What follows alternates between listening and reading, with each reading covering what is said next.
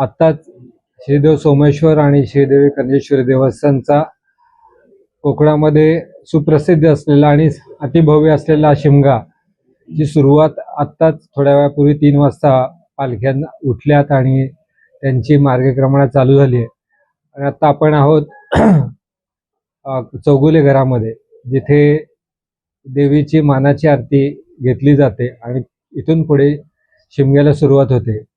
खरोखर निधर्मी असलेला असा हा पेठमापातील एक वैशिष्ट्यपूर्ण शिमगा, ज्याच्यामध्ये मुस्लिम चौगुले कुटुंबियांची आरती प्रथमतः केली जाते आणि इथून शिमग्याला सुरुवात होते.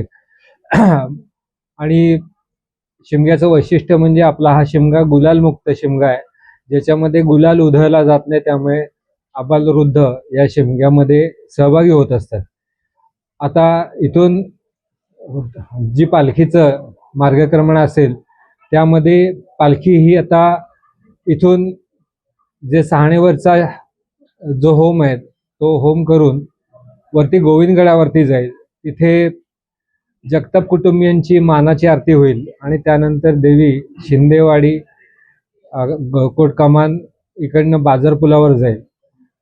गेल्या वर्षी आणि या वर्षीचं वैशिष्ट्यांमधले अजून एक वैशिष्ट्य की तिथे देवीचं जे माहेर आहे पेठमावासियांतर्फे इथं भव्य असं विद्युत रोषणाई केलेली आहे. बाजारपुलाला पण चांगल्या पद्धतीने रोषणाई केलेली आहे आणि तिथे पालख्यांचं स्वागत केलं जाईल. आणि त्यानंतर पालखी शिंगासन येथील होम हा तिथे लावला जाईल आणि त्याच्यानंतर पालखी तांबट येथील होम करून त्यानंतर ती ऑक्ट्राय नाका दिलीप हरवंदे यांचं घर तिथून परत फिरून ती जो भाटणावरचा मोठा अतिभव्य असा जो होम आहे तो सकाळी तिथं होम लागेल आणि त्यानंतर ती परत सतीच्या विहिरीपर्यंत येऊन पेठमाप साणेवरती पालखी तिथे स्थानापन्न होईल. त्या दिवशी संध्याकाळी शरण स्वीकारली जातील, म्हणजेच 1 तारखेला ती शरण स्वीकारली जातील आणि 2 तारखेला दुपारी 3 वाजता 4 वाजता पालखी ही शरण काढण्यासाठी जे पेठमाप सहाण आहेत तिथून ती शरण मैदान जे आहे तिथं तिचं आगमन होईल आणि 6 वाजेपर्यंत शरण काढण्याचा कार्यक्रम हा तिथं घेतला जाईल. 6 वाजता शरण काढल्यानंतर मग पुन्हा देवी आपला मूळ ठिकाणी म्हणजे गोळकोटला सासरला ही येण्यासाठी तिथून निघेल. बाजारपुलावरती 10 वाजता येईल आणि त्याच्यानंतर ती गोळकोटला भोईवाडी मार्गे येईल आणि भोईवाडीवरनं गोळकोट धक्क्यावरून पुन्हा गावात येऊन ठिकठिकाणी मानाच्या आरत्या ग्रामस्थांच्या आरत्या असं घेत ती पुन्हा गोळकोट साणेवरती स्थानापन्न होईल. गोळकोटला ती दिवसभर त्या साणेवरती दिवसभर असेल. त्या दिवशी सकाळी जो भद्रीचा होम आहे हा भद्रीचा होम पण नेहमी सूर्योदयाला होतो. यावर्षी सूर्यग्रहण आहे असं म्हटलं जातं, परंतु त्या सूर्यग्रहण आपल्या भागात हा चंद्रग्रहण आहे. हे चंद्रग्रहणाचा आपल्या भागामध्ये काही त्याचा परिणाम नाही याच्याबाबतची चौकशी करून आपला होम जो आहे हा होम हा नियमित जो सूर्योदयाला लागतो तसाच लावला जाईल. आणि त्यानंतर ती स्थानापन्न झालेली ज्या दोन्ही पालख्या आहेत या संध्याकाळी 5 वाजता मंदिरात जाण्यासाठी निघतील आणि 3 तास तिथं आमचे ढोलवादक आहेत त्या मिरवणुकीमध्ये ढोलवादन करतील, आनंद लुटतील आणि 8 वाजता पालखी ही मंदिरात प्रवेश करून या संपूर्ण कार्यक्रमाची सांगता होईल. असा ह्या संपूर्ण शिमग्याची रूपरेषा असेल. 2022 मध्ये आपण दिवाळी पहाटला एक संकल्प जाहीर केला होता की आपल्याला पालखीमध्ये असणारी जी 3 रूप आहेत त्याच्यातली 1 रूप हे चांदीचं होतं आणि 2 रूप सोन्याची होती. विश्वस्तांच्या आणि भक्तगणांच्या मनात असं होतं की 3रं रूप ही सोन्याचं व्हावं. त्यासाठी आम्ही आवाहन केलं होतं आणि या आव्हानाला प्रतिसाद देऊन भक्तगणांनी तेव्हापासून जे सुवर्णदान करायला सुरुवात केली, आम्ही ज्या वेळेला सुरुवात केली त्यावेळेला साधारण 51,000 रुपये दर होता सोन्याचा, तो आज जवळजवळ 1,60,000 रुपयाच्या दरम्यानी झालेला आहे. असं असतानाही आज सुवर्णरूप साकारला असताना देखील आज देखील त्याच्यामध्ये 2 ग्रॅम सोनं आजच्या दिवशीही अर्पण झालेलं आहे. याच्यावरनं लोकांची या देवस्थानाबद्दल असलेली आस्था, लोकप्रियता आणि विश्वास हा प्रकट होतोय. आणि हे सोन्याचं रूप हे 22 तारखेला चिपळूणमध्ये आणण्यात आलं. त्यानंतर मोठी भव्य अशी शोभायात्रा करण्यात आली.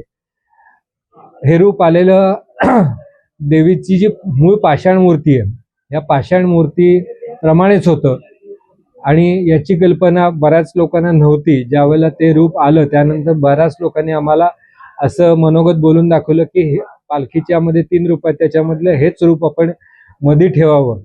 परंतु याच्यामध्ये बऱ्याच लोकांमध्ये संदेह होता, म्हणून आम्ही काल ग्रामस्थांची सभा घेतली आणि देवीचा प्रघात आहे की तिच्याबाबतचे जे प्रश्न आहेत हे काळा लावून सोडवले जातात आणि जो काही निर्णय देवी देते तो सर्व गावाला मान्य असतो.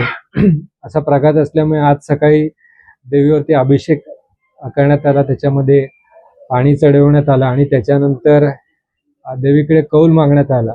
त्यावेळेला देवीने स्पष्टपणे उजव्यातलं देखील उजवा कौल त्यांनी दिला आणि जे नवीन आलेलं जे सुवर्ण मुकुट आहे हा पालखीमध्ये मध्यभागी लावा असा जो काळा मागितला होता तो देवीने पूर्णपणे उजवा दिला असल्यामुळे आपण यावर्षीपासून ते रूप हे आणि अन्य जे कार्यक्रम असतील त्यासाठी हे रूप आपण तिथे नेहमीच लावणार आहोत. आणि त्याबद्दल मी सर्व जे दाते आहेत ज्यांनी आमच्यावरती विश्वास ठेवला आणि एवढं मोठं जे जवळजवळ 900 ग्रॅम सुवर्णातून बनवलेलं, म्हणजे आजच्या घडीला आपण जर पाहायला गेलं तर सुमारे 1,40,00,000च्या आसपास या सर्व म्हणजे ह्या जे मुखवट्याची किंमत होते. एवढं मोठं हे लोकांच्या दानातून किंवा लोकांनी दिलेल्याच निधीतून, लोकसहभागातून, म्हणजे अगदी अर्ध्या ग्रामपासून 153 ग्रामपर्यंत लोकांनी याच्यामध्ये सुवर्णदान केलंय.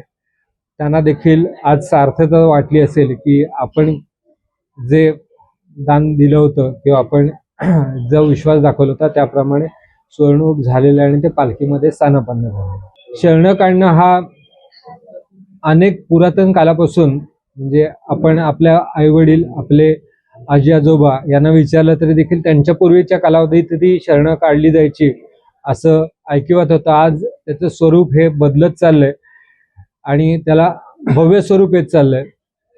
तर शरण काढणं म्हणजे आपल्या मनातील अनेक शंका असतात किंवा अनेक गोष्टीमध्ये आपल्याला देवाचा सहाय्य हवं असतं किंवा एखादी गोष्ट घडेल की नाही घडेल याची संकेत हवे असतात.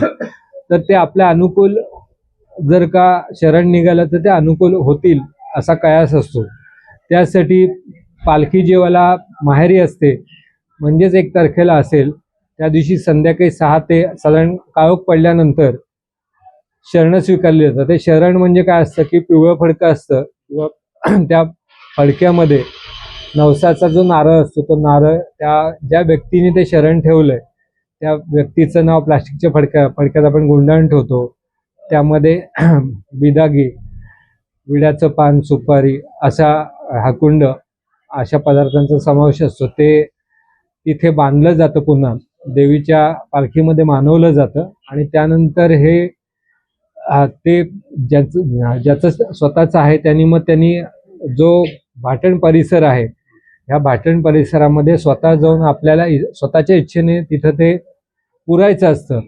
आणि दुसऱ्या दिवशी अशी साधारण आता संख्या वाढत जाऊन सुमारे मागच्या वर्षी 110 शरणांच्या आसपास 130 शरण झाली होती. तर ह्या शरणांचा जो शरण शोधणं किंवा शरण काढण्याचा जो कार्यक्रम आहे तो आजच्या सोमवारी म्हणजे 2 तारखेला असणार आहे आणि त्याच्यासाठी 4 वाजता पालखी निघून ती शरण काढण्यासाठी जाईल. 6 वाजेपर्यंत शरण काढण्याचा जो कार्यक्रम आहे तो होईल आणि त्यामध्ये ज्यांची शरण निघतील त्यांची त्या गोष्टी त्या अनुकूलतेसाठी म्हणून ते शरण जाईल असं मानण्यात येतं. आणि अनेक लोकांचे अनेक वर्षाचे प्रश्न किंवा अनेक गोष्टी, तर कालच मला एकाचा फोन आला होता की त्यांनी मागच्या वर्षी शरण लावलं होतं आणि त्यांची ती गोष्ट फलद्रूप ठरली आणि त्यामुळे ते नवस फेडण्यासाठी म्हणून त्या दिवशी पालखी बसेल त्या दिवशी येत आहेत आणि सकाळी ते प्रसाद वाटणार आहेत, तर ते वाटू का असं विचारण्यासाठी फोन आला होता. तर असे अनेक जे संकल्प आहेत ते लोकांचे सिद्धीस जातात, अशी शरणाच्या बाबतीतली ख्याती आहे. फार पूर्वी जी देवीचे जे दागिने, ह्या देवीचे रक्षण करण्यासाठी दागिने हे चौगुले कुटुंबियांकडे होते. त्यांनी ते अनेक वर्ष ते जतन करून ठेवले होते आणि नंतर मग ज्या वेळेला देवस्थानकडे त्या गोष्टीसाठी ठेवण्यासाठी उपलब्धता झाली, त्यावेळेला त्यांनी ते दागिने देवस्थानकडे सुपूर्द केले आणि त्याचा सन्मान म्हणून आपण दरवर्षी ज्या वेळेला पालखी देवातून बाहेर पडते त्यावेळेला चौगुले कुटुंबियांकडे आरती घेतली जाते आणि मग देवीचं पुढे प्रस्थान. ह्या 3 दिवसाचा शिमग्याचा जे कर्णेश्वरी देवस्थान जी सिंहासनमध्ये प्रकट झाली, एका कुमारिकेला सांगितलं की माझा मोती हरवलाय, तो शोधून काढ, आणि तो तिथे सापडला आणि मग देवळामध्ये ती प्रकट झाली. तर ह्या ज्या देवीचे अनेक शेकडो भक्त आहेत, पटवर्धन, गोळे, दीक्षित, पुराणिक ह्या सर्वांची ही कुलदेवता आहे. अशा देवीचा हा उत्सव आहे. ह्या 3 दिवस ह्या संपूर्ण उत्साह असं वातावरण असतं. वाशिणी हा या कार्यक्रमासाठी पेठमापात सर्व येतात आणि ह्या सर्व कार्यक्रमाची मजा लुटतात. सर्व तरुणी सर्व वयातील लोक ह्या कार्यक्रमामध्ये सहभागी होतात आणि ह्या संपूर्ण कार्यक्रमाची शोभा वाढवतात. आपल्या सर्वांना फक्त आव्हान आहे की जो शरणाचा कार्यक्रम आहे हा खूप गर्दीचा होतो आणि या कालावधीमध्ये गळ्यातील चेन किंवा चीजवस्तू चोरण्याची शक्यता असते.